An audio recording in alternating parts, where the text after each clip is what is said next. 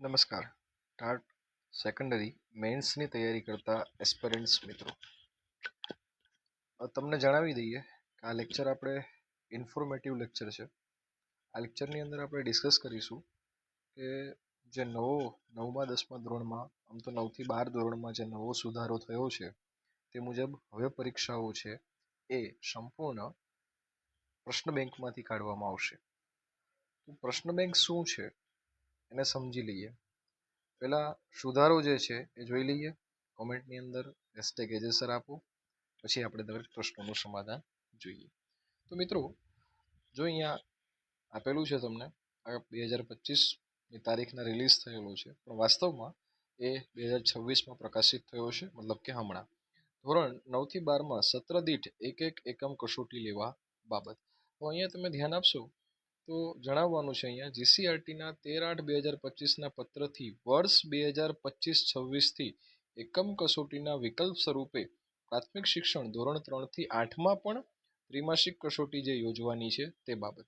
બરાબર. હવે અહીંયા પ્રશ્ન બેંકમાંથી જ સંપૂર્ણ પેપર કાઢવાનું છે. જે સંપૂર્ણ પેપર નીકળશે એ પ્રશ્ન બેંકમાંથી જ નીકળશે. બરાબર. એસએસસી હોય, 10મું હોય, 12મું હોય, સામાન્ય પ્રવાહ હોય કે વિજ્ઞાન પ્રવાહ હોય, બરાબર છે, આ બધાના જે પેપરો નીકળવાના છે તે તમામ પેપરો જે છે એ પ્રશ્ન બેંકમાંથી કાઢવાના રહેશે. હવે હું તમને જણાવી દઉં કે જો અહીંયા ઉચ્ચતર માધ્યમિક શિક્ષણ બોર્ડ દ્વારા ભૂતકાળમાં તૈયાર કરાયેલ આ ઉપરાંત ભૂતકાળમાં પ્રશ્ન બેંક તૈયાર થઈ ગઈ છે, એટલે નવી પ્રશ્ન બેંક તૈયાર કરવામાં નહીં આવે, આ યાદ રાખો. પણ બોર્ડ દ્વારા જ તૈયાર કરવામાં આવશે, જેના આધારે શિક્ષકે સદર 25 ગુણની એકમ કસોટી, એટલે હવે આપણે એમાંથી એકમ કસોટીમાંથી પ્રશ્ન પેપરો કાઢવાના થાય.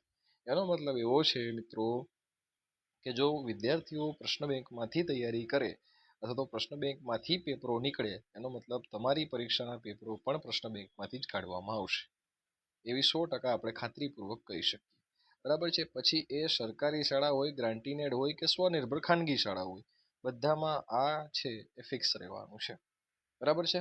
ચાલો, એના સિવાય હવે આપણને મૂંઝવતા પ્રશ્નો કયા કયા છે ફટાફટ એની ચર્ચા કરી લઈએ. તો ટાટ એસ જે મેન્સ પરીક્ષા છે એના માટે આપણે પ્રશ્ન બેંકનું સમાધાન કઈ રીતના કરી શકીએ. શું આ પ્રશ્ન બેંકમાંથી પ્રશ્નો પૂછી શકાય ખરા? તો બિલકુલ સમાન આધાર છે, કારણ કે એ પ્રશ્ન બેંક હમણાં હું તમને એકાદ મારી પાસે છે બધા વિષયની, હું તમને એકાદ બે બતાવું તો તમને ખ્યાલ આવશે કે કેવું હોય. બરાબર. પછી આપણું જે પેપર છે બીજું, બરાબર, જે આપણા મુખ્ય વિષયનું છે એ 9 અને 10ના પાઠ્યપુસ્તક પર આધારિત છે. બરાબર ને. વિષય કોઈ પણ હોય, ગણિત હોય, વિજ્ઞાન હોય કે પછી સમાજ હોય, ઇંગ્લિશ હોય, સંસ્કૃત હોય, ગમે તે વિષય હોય, પણ મૂળ તો એ પાઠ્યપુસ્તક છે.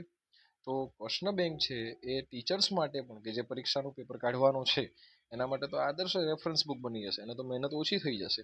સાથે સાથે આપણું જે વર્ણનાત્મક માળખું છે કે જેની અંદર 7 માર્કના, 2 5 માર્કના, 4 માર્કના, 3 2 માર્ક્સ, 1 માર્ક્સના જે પ્રશ્નો પૂછાય છે એવી સેમ પ્રશ્નોની લિસ્ટ આપેલી છે ત્યાં, હું તમને બતાવું હમણાં. બરાબર. કઠિનતાનું મૂલ્ય પણ એ મુજબ આપેલું છે. બરાબર. એપ્લાઇડ લેવલના પ્રશ્નો આપેલા છે જે ખરેખર ઉપયોગી નીવડશે આપણી પરીક્ષામાં. સાથે સાથે પ્રશ્ન બેંકમાં પ્રશ્નો કેવા પ્રકારના હોય, તો એમાં હેતુલક્ષી પ્રશ્નો હોય, ટૂંક જવાબી પ્રશ્નો હોય. બરાબર. હું ઇન ડિટેલ વધારે વાંચતો નથી, તમે સમજી શકો છો કે હેતુલક્ષી પ્રશ્નો એટલે કેવા, ટૂંક જવાબી પ્રશ્નો એટલે કેવા પ્રકારના પ્રશ્નો. પછી વિસ્તૃત પ્રશ્નો પણ હોય, 4-5 ગુણના નહીં, 7-7 ગુણના પ્રશ્નો પણ એમાં આપેલા છે, હું તમને બતાવું હમણાં. તો આપણે તો બસ એવા જ પ્રશ્નોની તૈયારી કરવાની છે, કારણ કે આપણું પેપર છે પણ એ જ પ્રકારનું પૂછાવાનું છે. બરાબર. અને હવે એક અગત્યનો પ્રશ્ન કે ભાઈ પ્રશ્ન બેંકમાંથી તૈયારી કઈ રીતના કરી શકાય. તો વિભાગ સી અને ડી છે એના પ્રશ્નો તમારે અલગ તારવવા પડે. પછી લાંબા પ્રશ્નો, ટૂંકા પ્રશ્નો, હેતુલક્ષી પ્રશ્નો એને અલગ તારવવા પડે. એને સ્ટેપ બાય સ્ટેપ તમારે શોર્ટકટ નથી કરવાના, પણ સ્ટેપ બાય સ્ટેપ ગણતરી કરવાની છે, એને લખવાના છે. બરાબર. કારણ કે હવે તો કમ્પલસરી થવાનું છે. પછી ક્રમબદ્ધ અને લેખિત પ્રેક્ટિસ કરવાની છે. તો મિત્રો, હું તમને એવું કહેવા માંગુ છું કે આદર્શ ઉત્તરોનું તમારે માળખું તૈયાર કરવું પડશે. બરાબર. એવા 9મા 10માની અંદર ગણિત વિજ્ઞાન હોય તો તમને ખ્યાલ હશે કે પ્રવૃત્તિ આધારિત પ્રશ્નો પણ પૂછાય છે. તો પછી એને તો કંઈક આ માળખામાં લખવા પડે, હેતુ, સાધનો, આકૃતિ, પદ્ધતિ, અવલોકન અને નિર્ણય. તો એ બધું ક્યાંથી શીખશો, એ બધું કઈ રીતના કરશો? થિયરી ભલે તમને ચોક્કસ આવડે છે, પણ માળખામાં નહીં લખો તો માર્ક્સ નહીં મળે. સાથે સાથે જીસીઆરટી જે પાઠ્યપુસ્તક છે એની સાથે આપણે અનુસંધાન કેળવવું પડશે. કહેવાનો મતલબ કે તમે એનસીઆરટી એકલી કરીને જશો તો માર્ક્સ આવી જાય કે એવો કોઈ હેતુ નથી. હેતુ એ છે કે પ્રશ્ન બેંક છે જીસીઆરટીમાંથી તૈયાર થયેલ છે, કારણ કે તો ભૂતકાળમાં તૈયાર કરવામાં આવી હતી અને અત્યારે આપણે એનસીઈઆરટી ભણીએ છીએ, બરાબર. તો હવે શું કરશો? તો મિત્રો, તમારે મૂંઝાવાની જરૂર નથી. તમારા જે પ્રશ્નો છે એનું તમામ સમાધાન આપણે અહીંયા કરવાના છે. અઠવાડિયામાં એકવાર પ્રશ્ન બેંકમાંથી 5 થી 6 મોટા પ્રશ્નો તમારે પસંદ કરવા જોઈએ. ટાઈમર સેટ કરી અને પરીક્ષાના માહોલની જેમ તમારે પ્રેક્ટિસ કરવી જોઈએ. હવે પ્રશ્ન બેંક મેળવવી કેમ? પ્રશ્ન બેંક ડાઉનલોડ કઈ રીતના કરવી? તો મિત્રો, પ્રશ્ન બેંક ડાઉનલોડ કરવાની માથાકૂટ ન કરતા. એનું રીઝન છે કે જે ગવર્મેન્ટ ટીચરો હોય છે, કે જે સ્કૂલો હોય છે, પ્રાઇવેટ કે ગવર્મેન્ટ કોઈ પણ સ્કૂલ હોય ગ્રાન્ટીનેડ, એના શિક્ષકોનું શાળાનું લોગિન હોય છે અને એ લોગિનના માધ્યમથી જ આપણે પ્રશ્ન બેંક ડાઉનલોડ કરી શકતા હોઈએ. એટલે અન્ય કોઈ વ્યક્તિ ઈચ્છે તો ડાઉનલોડ કરી શકતો નથી.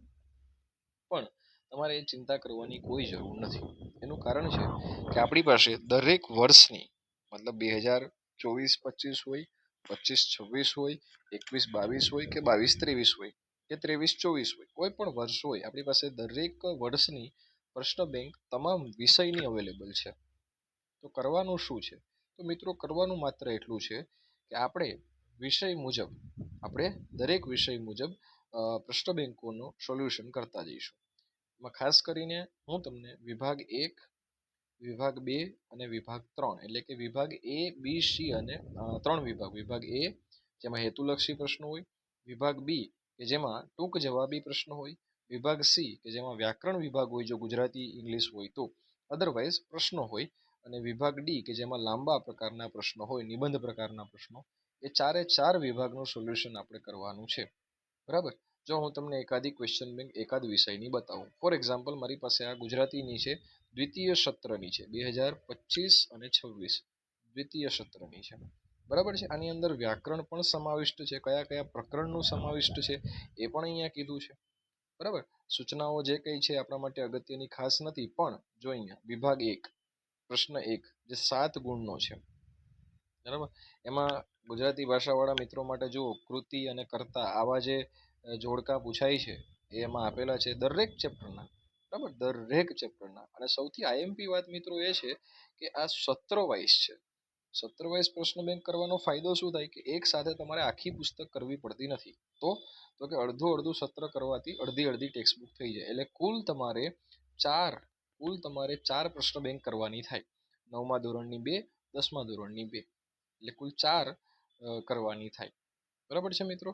હવે એવી રીતના ગણિત વિજ્ઞાન વિષય જેમનો છે એમને થોડુંક તકલીફ પડવાની, કારણ કે એમને ગણિતના 4, 9માના અને 10માના 4, કારણ કે 2 સત્ર થાય ને મિત્રો, એટલા માટે, બરાબર છે. તો ચાલો થોડું આપણે આગળ જઈએ મિત્રો. તો હું તમને અહીંયા બતાવું કે આ રીતના પ્રશ્નો આવતા હોય છે. પછી જુઓ, ઓબ્જેક્ટિવ પ્રકારના પ્રશ્નો છે, એમાં કંઈક આ પ્રકારની ખાલી જગ્યાઓ આવતી હોય, બરાબર. એવી રીતના મારી પાસે ગણિત વિષય છે, તો હું તમને દર્શાવું કે ગણિત વિષયની આ જે પ્રશ્ન બેંક છે ધોરણ 9માની આપેલી છે ગણિત વિષયની. તો મિત્રો, તમે ગણિત વિષયની ધોરણ 9ની પ્રશ્ન બેંક જોઈ શકો છો અહીંયા, બરાબર છે. હવે આમાં જે સૂચનાઓ આપેલી છે એના ઉપર ધ્યાન નથી આપતો, પણ હું તમને પ્રશ્નો બતાવવા માંગુ છું.